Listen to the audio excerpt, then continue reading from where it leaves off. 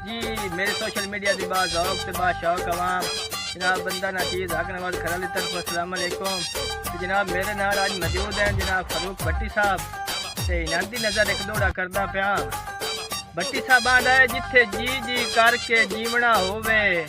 ना संग सरदार बनाइए इल्ताफ़ात मुताबिक होवेन जेड़े लगदे चार बनाइए ते जेड़े गल गल ते पा गल वंजे ना गल दा हार बनाइए हौसला होवे फाटा जागण दा तां संग पार बनाइए। बिस्मिल्लाह करा मेरे नाल राय हक नवाज साहब खरा ले एदी नजर दौड़ा पेश करना आ गया भी असां असैम्बली होश ता संगतां दी सानू ठरक अवलड़े पाएगी असां असैम्बली होश ता संगतां दी सानू ठरक अवलड़े पाएगी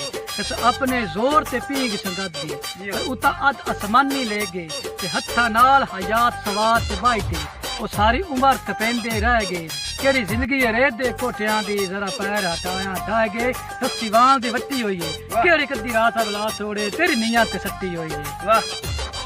भट्टी साहब आंदा के अल्लाह देवे सज्जन ता मुखलिस देवे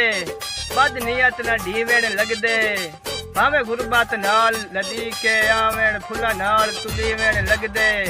भट्टी साहब घर दा फैज वलेवा होंदेन ठंड फूक रखीवेण लगदे सीवा घर दा मोड़ भी नहीं बढ़दा लखवार लुटीवेण लगदे। बिस्मिल्लाह करा मैं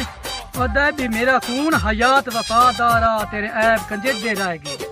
तेरे दिल दे मैले बत्तां नु अखी नाल मंजेंदे रहेगी तो जेड़े जेड़े पासे राह सब उंगल बवाई वो सज्जों सटेंदे रह गए तू इंज तनु ढाक ते चाट सट्टे हाथ सज्जों मलेंदे रह गए चोला सीता कर किवें पाबंद करना है इंज प्यार भी कीता। क्या बात भट्टी साहब